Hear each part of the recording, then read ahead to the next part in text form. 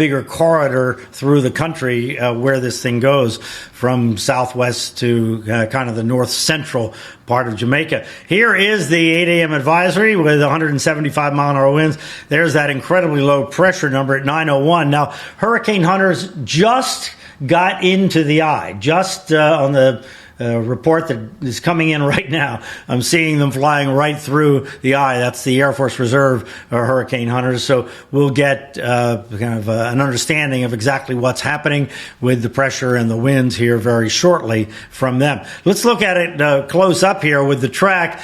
And if you were watching last night, I was on last night with Ari, and we saw this thing kind of go like this, and then it kind of turned around and got back on track to the National Hurricane Center track. What was happening there is it was being driven by a flow, a very light flow this way, and then it was going to get taken over by a stronger flow going this way. And it was just kind of in the midst of getting handed off, so to speak, in that spot right there, and it made that sort of a loop. But you can make out with the eye, you see it kind of expanding. Look at the dark part of it, and watch here as it very tight there, and then here it comes, wider now. So we think that's probably what's happening, is trying to form a Y wall, but it's probably not going to have time to do that. Maybe we'll end up with a slightly weaker top wind. I don't know. We'll see what the hurricane hunters say. It's an extremely impressive looking hurricane on that satellite. Here are the winds now as modeled, and you can see that over here, this is the Kingston area over here,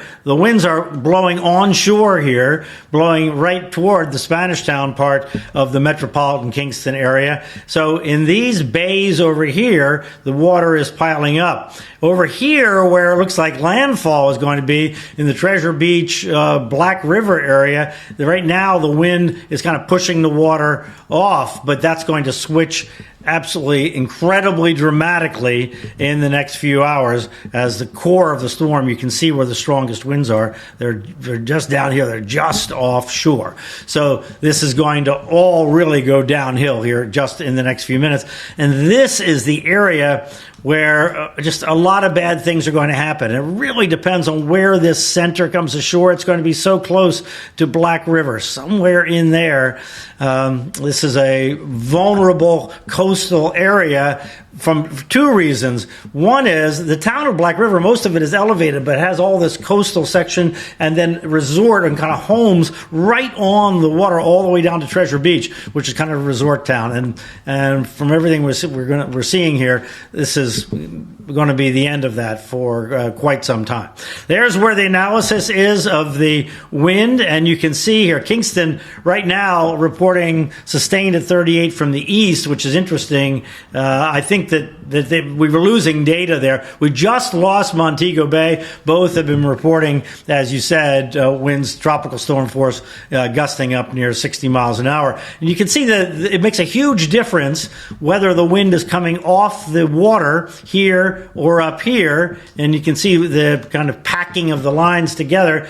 But over here, where you have these mountains, you don't see much wind because it's getting blocked by the mountains there. So it makes a big difference on the island whether you're right near the coast or somehow you're getting blocked by the huge mountains there that really will affect how people are affected by this hurricane. All right, so here's the forecast from the Hurricane Center, reminding you that the yellow areas are tropical storm force winds over 40 miles an hour, maybe gusting up to 60 or 70 there. Then these are the hurricane force gusts here, and you see they occupy from Maypen, which is a significant town in Jamaica, up to Mandeville, which is about the third biggest town if you count all of metropolitan Kingston. So Maypen and Mandeville are quite large. And then all this area here under the hurricane force gusts right now, but we don't have any reports out of there. Then here are the hurricane force sustained winds just offshore. You see them right now. So remember now, the winds are coming in like this. So wherever the center is, let's say the center is right there, the winds are coming in like that. So this is where all the storm surge and all the serious impacts at the coast are going to be, and then it goes on across the country. Okay, so let's go forward in time. So we're estimating 11 a.m. Eastern time, 10 a.m. local in Jamaica, time for a Category 5 hurricane to make landfall somewhere around Black River, which was a former very important city in Jamaica, second only to Kingston before Montego Bay was built. And as I said, it's kind of elevated, but the Black River is drainage from all those mountains that are all around it, and you'll see that in just a second. So very, very vulnerable area, bad day here for them. And then just look at this, Mandeville, pretty significant city at 2,000 feet, and the winds get stronger as you go aloft. So this is going to be a very bad day, we think, in Mandeville, all the way in this corridor going north. Hurricane Center continuing with a Category 5 over the mountains. So they're just thinking this is such a formidable vortex that it's going to survive significantly over those mountains. And then the hurricane force gusts departing the north coast at about 8 p.m.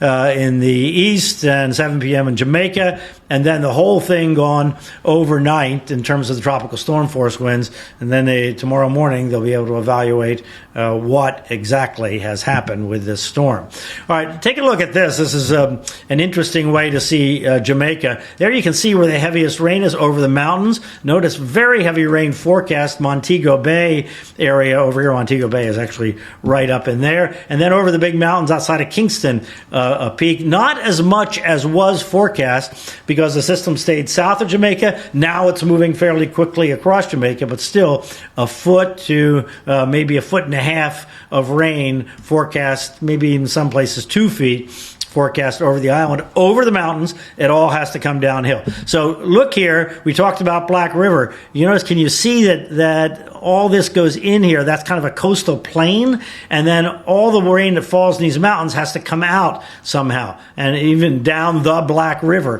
which is a major river right there. And you can imagine all that rain funneling into rivers and then coming out. And that's not going to happen immediately today. That takes time. Over in the Kingston area, again, you see Kingston and Portmore and Spanish Town kind of in this coastal plain here.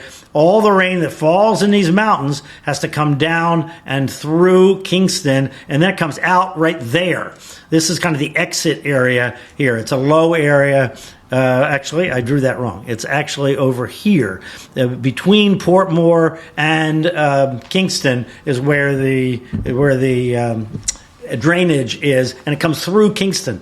So this is going to take time for all that water to get down, maybe even days, maybe even a week before all that water clears out. And then we have the storm surge issue we talked about here. There's the line for the National Hurricane Center track. The wind is coming this way, up to 13 feet in here somewhere, looks like the highest part. But Kingston Harbor and this bay here trap the water that's pushed in there, so they get an enhanced storm surge as well. I don't think it'd be 13 feet, but significant there. And also, this water being pushed this way is holding that rainwater that's trying to come out from getting out into the Caribbean. So until all this clears later today, the water is not going to be able to drain really well, as it will when we don't have that big push of seawater up against those rivers.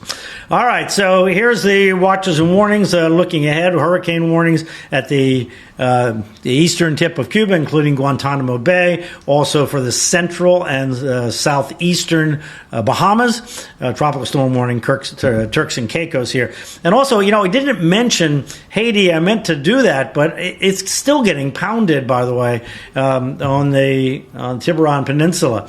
So here's Cuba. And here you see 140 mile an hour winds making landfall. So this is really scary. In Santiago de Cuba, which is a major city, and of course at Guantanamo, U.S. interests at Guantanamo. Hopefully everybody is hunkered down there because this is going to be a significant hurricane hit. And then through the Bahamas as a weaker storm, but still significant storm surge. But there is high ground on those islands. The Bahamians know how to deal with it, but still, it is going to be a significant storm. And then on to Bermuda, where we'll see exactly how close it comes, but looks like a Category 1 storm in the vicinity of Bermuda overnight, Thursday night into Friday morning. I just wanted to go back to this because I didn't mention it at the beginning, Stephen. And look at this band out here, still pummeling the Tiburon Peninsula. The heaviest rain in this storm might end up being on this peninsula here, which has some mountains on it that enhances the rain and so forth. It's still going there this morning. Stephen? Oh, and we've been looking at it, Brian. Even the National Hurricane Center saying that communities could be cut off in the Tiburon Peninsula because of the catastrophic rain. In fact, when you look at these systems, sometimes there is a predominant rain band that sets up over a given area well removed. So it's concerning. You had mentioned the Black River, and from a perspective sake, we've been talking about Gilbert, and from 1988, Gilbert was a huge hit to the agricultural center of Jamaica. Well, St. Elizabeth's Parish, which is where Black River sits, is known as a breadbasket of Jamaica. I would only imagine, and I was reading the local paper, they talk about the fertile plains and the parish's topography. It's harmonious. It's a harmonious blend of towering mountains and expansive plains.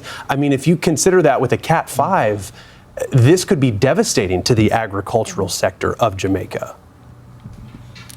Yeah, and the basin there, that is the Black River Basin, is actually quite wide and quite fertile, and it's like a nature area, but it doesn't have elevation. It's like a real valley in those mountains, and if the angle of the push of water is exactly wrong, that water will go a long way inland up the Black River. Now, there are only real people in that part of the coast, right at the coast. I mean, there are homes right on the beach there, looking out on that bay below Black River. But the water, the seawater, according to the National Hurricane Center's projections for a Category 5 going into that part of the coast, the seawater will go inland a long, long way. I've never been to Black River, but everything I've read about it, it sounds like it's quite a wonderful place there in St. Elizabeth Parish,